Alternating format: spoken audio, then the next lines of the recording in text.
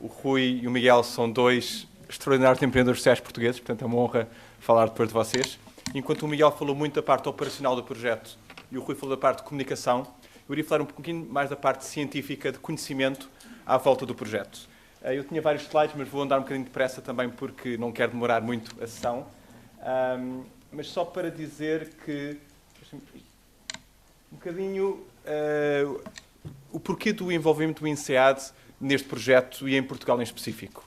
Eu acho que muito do que está a acontecer em empreendedorismo social passa por um programa que foi criado por alguns colegas meus no INSEAD em 2005, chamado o Social Entrepreneurship Program, em que tivemos a ideia de, enquanto escola de gestão que treina os líderes, digamos, os executivos mundiais, porque é que não usamos as nossas competências, o nosso conhecimento, para educar e inspirar também os executivos do mundo social, que normalmente não têm hipótese de ser treinados e partilharem uns com os outros o seu conhecimento, e nós quisemos dar esse contexto.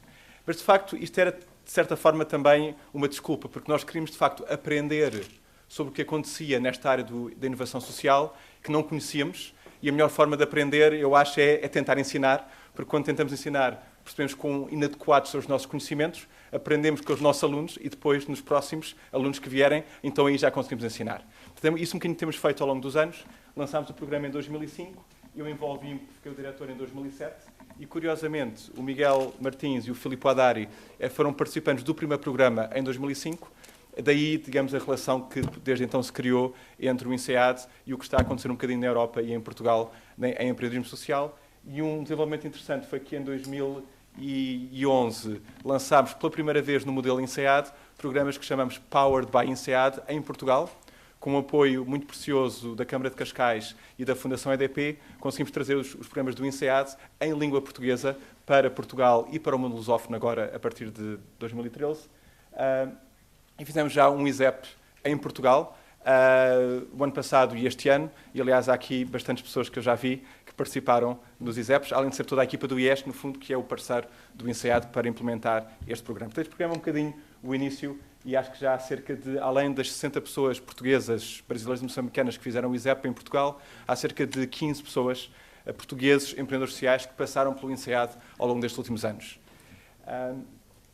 Agora, eu penso que os académicos têm que também um bocadinho sair da sua torre de marfim e não só também ensinar, mas também perceber um bocadinho o que está a acontecer, observar, aprender e depois tentar sistematizar e codificar parte desse conhecimento. Eu fiz um bocadinho disto num paper anterior e agora o desafio e a parceria feita para este projeto é exatamente perceber, para esta área de inovação social ter, digamos, pernas para andar e sustentação, tem que se ligar à economia real, tem que ser competitiva. E a ideia do Comissário Barnier dizer que o desafio da criação de emprego e crescimento económico é a inovação social, é uma estratégia inteligente de dizer não se pode separar a economia da sociedade. Nós temos durante muito tempo separado estas duas coisas. Uma coisa é a sociedade, o setor social, outra coisa é a economia real, e esta separação é artificial, porque a economia e a sociedade estão interligadas. E, portanto, nós temos que ligar a inovação social aos processos económicos naturais para conseguir, digamos, disseminar e massificar algumas destas inovações. E aqui o desafio exatamente é perceber, mas o que é isto da competitividade de uma empresa social? Se olharmos para a Google, nós sabemos porque é que a Google é competitiva e como é que ela pode ficar mais competitiva. Se olharmos para uma Wikipedia, ela é competitiva.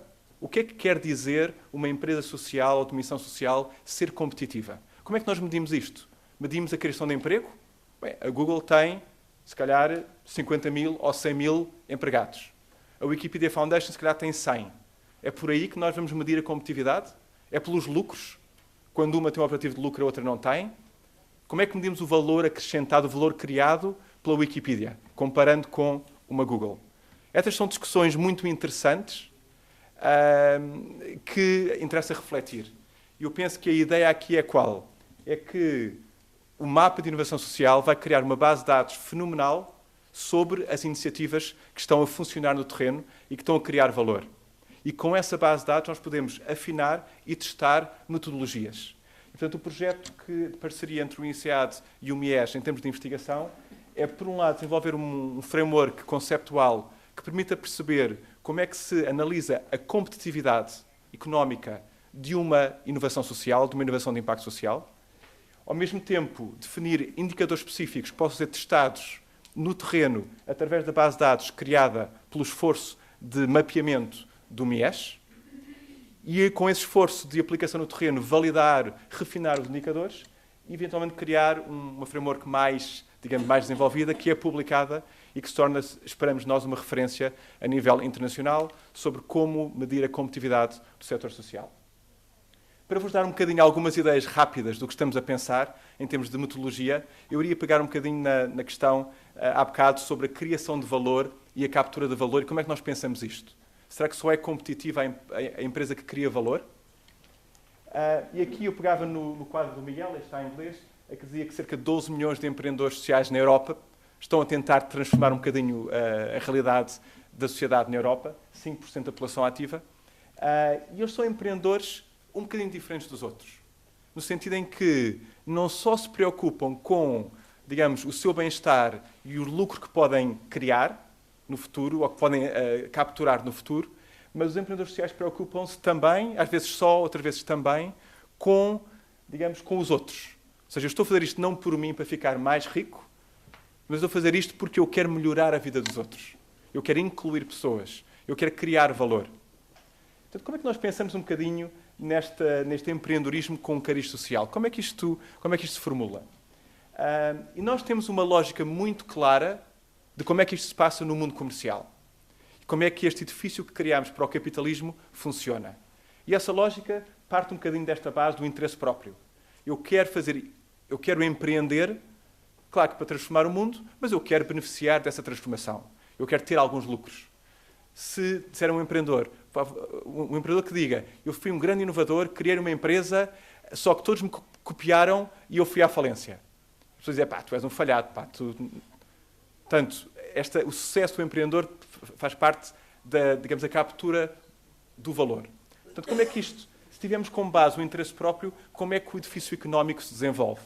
Por um lado, temos que dar incentivos às pessoas para elas se juntarem ao projeto, incentivos aos financiadores, ter as suas competências.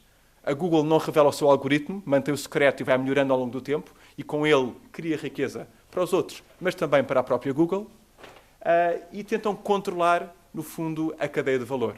Tentam controlar os clientes para eles manterem-se lá, tenta controlar os fornecedores para conseguirem comprar mais barato, tenta competir contra os outros. Se vocês viram o que a Google faz, a empresa diz we do no evil, mas na prática competem com a Apple, competem lançando o Android, competem com a Microsoft, lançando a versão grátis do Word, tentam controlar a cadeia de valor publicitária.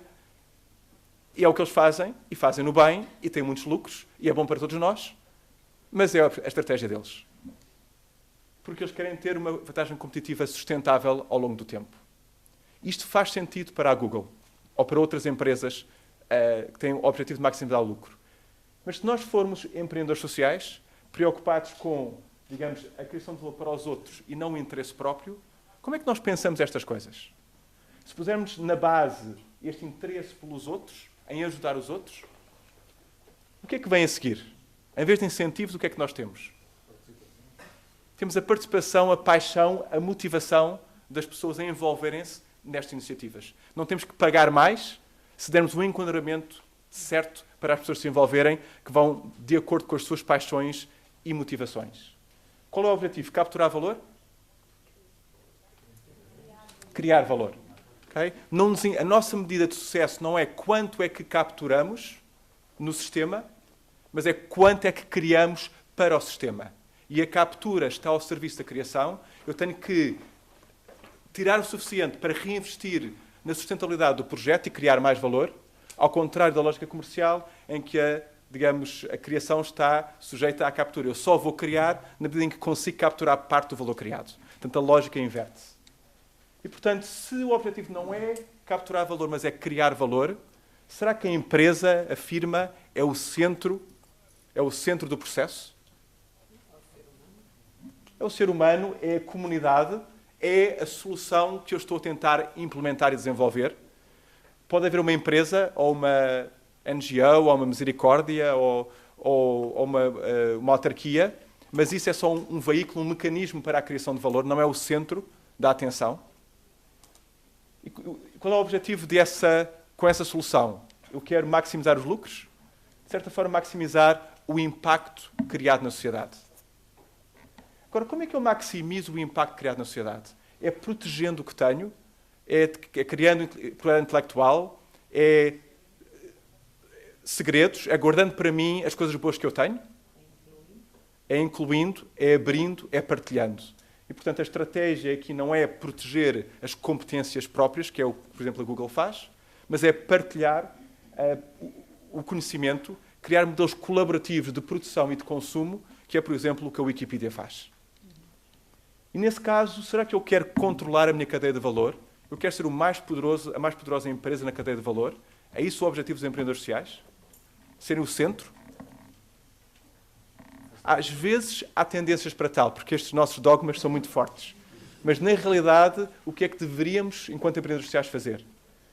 Deveríamos tentar empoderar, aquela palavra estranha que usamos em português, capacitar o sistema, ao ponto de, eventualmente, a nossa organização se tornar obsoleta ou se tornar desnecessária, porque o próprio sistema já consegue resolver o problema.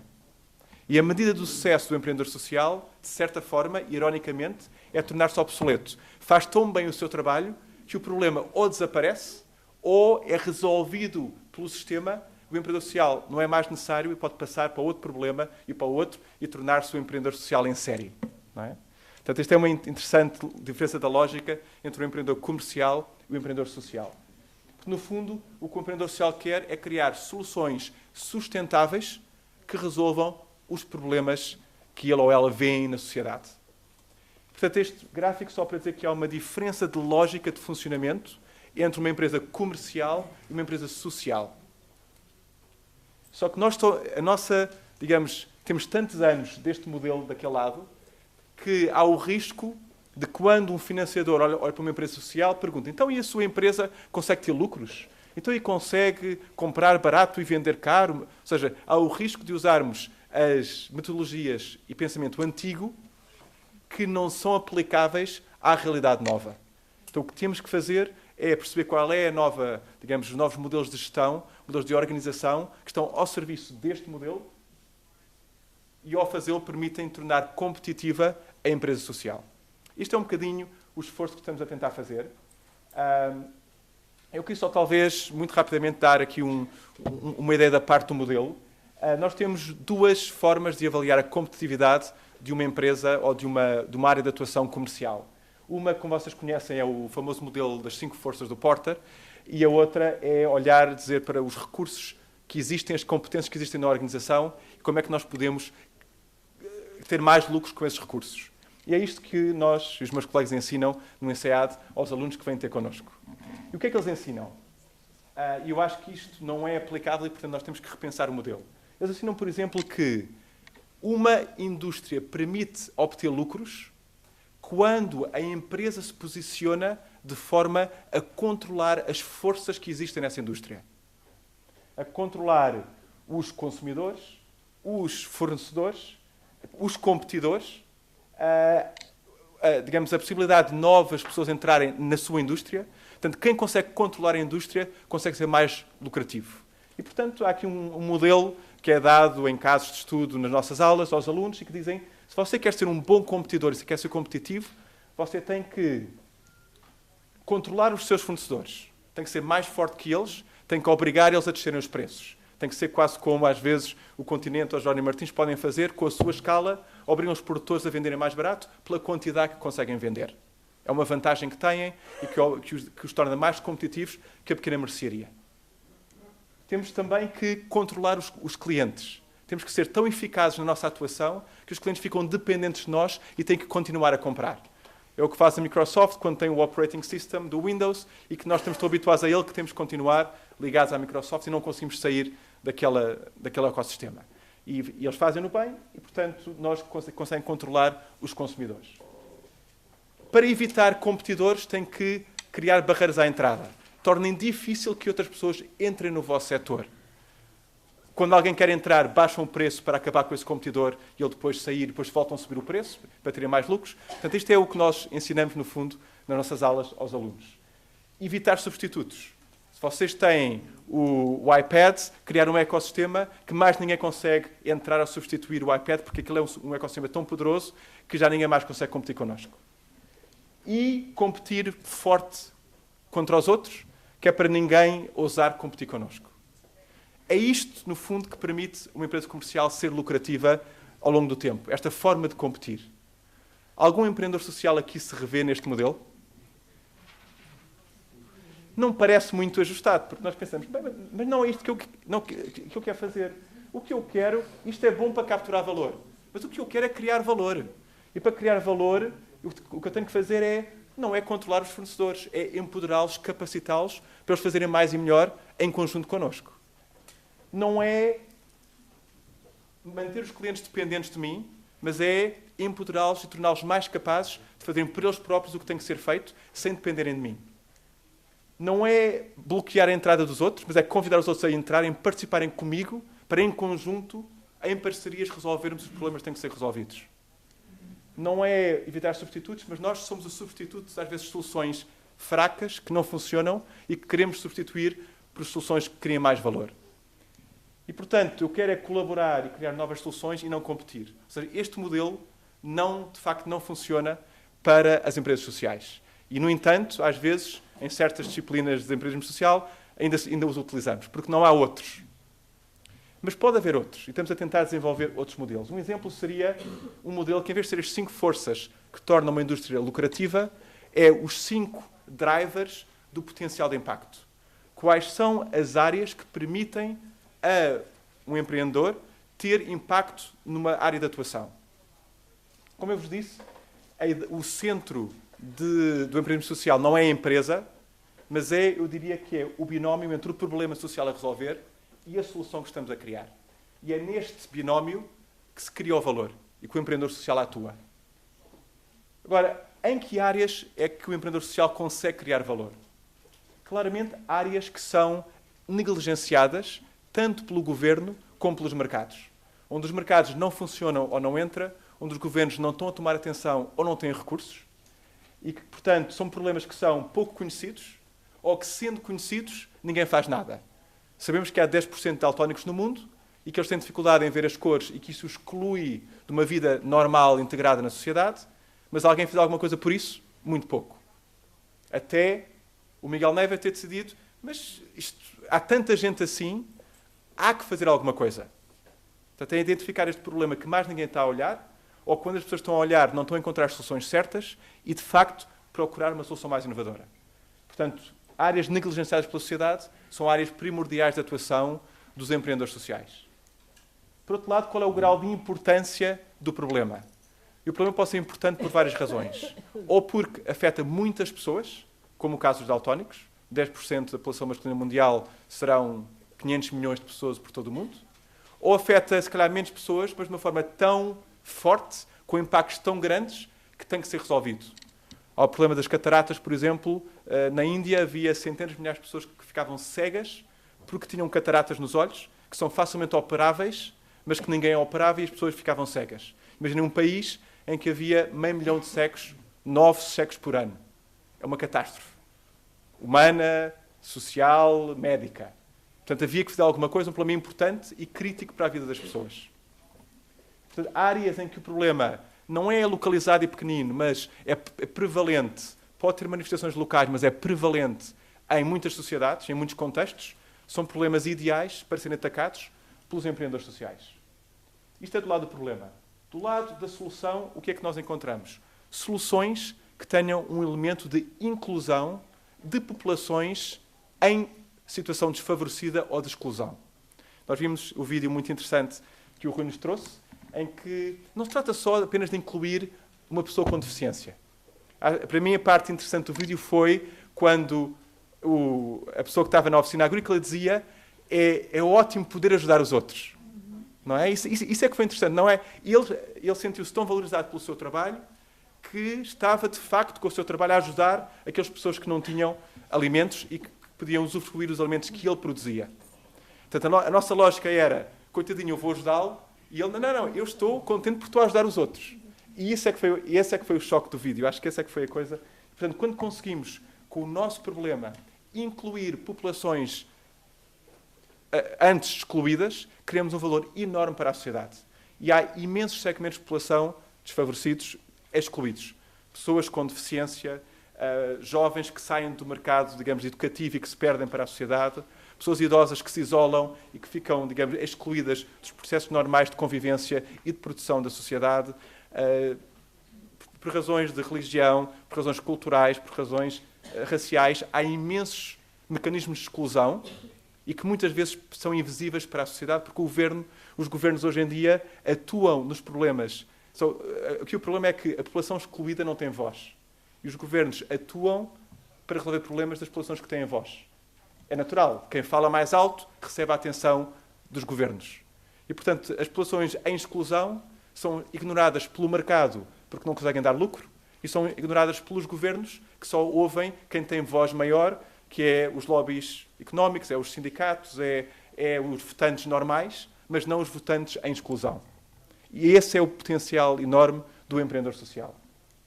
Por fim, esta ideia que eu gosto muito, que é a ideia dos spillovers, que é as chamadas externalidades económicas. Em certos setores, quando temos uma atuação, não só a pessoa beneficia dessa atuação, mas há todo um conjunto de spillovers, de coisas que acontecem que de outra forma não aconteceriam. Há um empreendedor do INSEAD muito interessante que fornece uma lâmpada elétrica em África e na Índia, porque as pessoas, quando não têm acesso à eletricidade, o que fazem têm lamparinas a óleo. As lamparinas a óleo têm digamos, um grau, dá luz para as pessoas, mas têm um conjunto de impactos negativos enorme. A nível ambiental, pelo consumo do petróleo, a nível dos fumos que a pessoa inala quando a lamparina está aberta, que é equivalente a fumar maços de cigarro. Quando a lamparina cai, pega fogo à casa e as pessoas morrem. Portanto, o uso da lamparina resolve um problema, mas de uma forma tão desastrosa que cria impactos enormes. Ele está a substituir a lamparina por uma lâmpada, digamos, elétrica com um LED, que é recarregável ao dar numa bicicleta, ao dar ao pedal, na prática.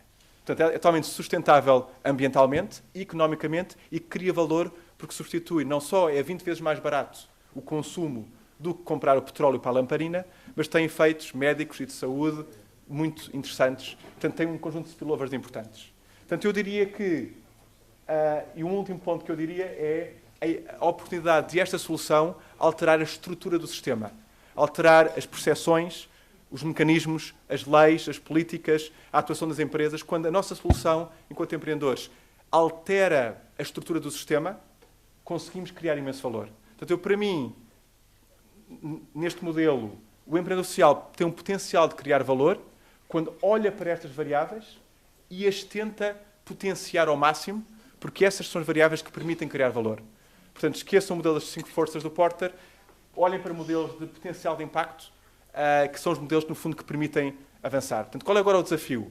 É pegarem modelos como este e ir ao ponto de encontrar indicadores muito específicos e claros em cada uma destas áreas que permitam avaliar o potencial de impacto das iniciativas e depois aplicá-las no terreno, no MIES, às iniciativas encontradas, de forma a conseguirmos, no fundo, medir este impacto que está a ser criado e perceber a competitividade das empresas sociais. Eu tinha aqui mais um conjunto de slides, mas só para dizer duas coisas muito rápidas. Uma é que há um conjunto de modelos de negócio que estão a emergir, inovações que são muito interessantes e que se encontram em muitos modelos diferentes. Subsídio entre segmentos que podem pagar e que não podem pagar.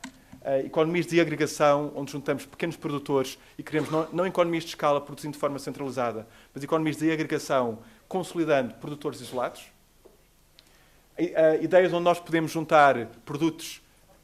Há produtos que as pessoas querem e há outros que as pessoas precisam, mas que não iriam comprar. Então juntamos os dois num bundle e oferecemos. Portanto, as pessoas compram porque há por exemplo, as pessoas querem uma luz, mas não querem a rede de mosquitos contra a malária. Mas isso é que vai criar valor. Portanto, juntamos as duas coisas e conseguem, no fundo, criar valor na sociedade. Portanto, há um conjunto de ideias, micropagamentos através de telemóveis, que estão a aparecer em muitos modelos de negócio. Se as identificarmos, conseguimos evoluir. Há aqui mais um conjunto de ideias que temos para o modelo, que, no fundo, os recursos que criam competitividade são recursos que são abundantes imitáveis e que podem ser substituídos, porque quando temos uma solução, ela é replicável em muitas áreas e não são recursos escassos, como dizem as nossas teorias. Portanto, há todo um esforço de repensar as teorias da gestão para as aplicar, digamos, à ideia do impacto social. É esse o esforço que estamos a fazer com esta parceria entre o IES, entre o INSEAD e o MIES, e é este esforço que vai continuar ao longo dos próximos meses. Deixem-me só, se calhar, passando isto, para finalizar, só dizer que nós sabemos o que é competitividade nas empresas comerciais e que tem a ver um bocadinho com controlar a cadeia de valor e tornarmos indispensáveis. Temos que pensar melhor o que é competitividade nas empresas sociais, que é, de certa forma, resolvermos problemas de forma sustentável e sairmos de cena deixando, digamos, a solução a funcionar por si própria. E esse, digamos, é a medida, de facto, do sucesso do empreendedor social. Isto é um bocadinho o que estamos a trabalhar e agora, se calhar, eu passava a um vídeo, penso eu, Nuno, que vai um bocadinho ilustrar alguns exemplos que estamos a encontrar para o MIES e que seria o encerramento da nossa ação. Portanto, Nuno, se calhar, passa agora para... Não sei se já está pronto.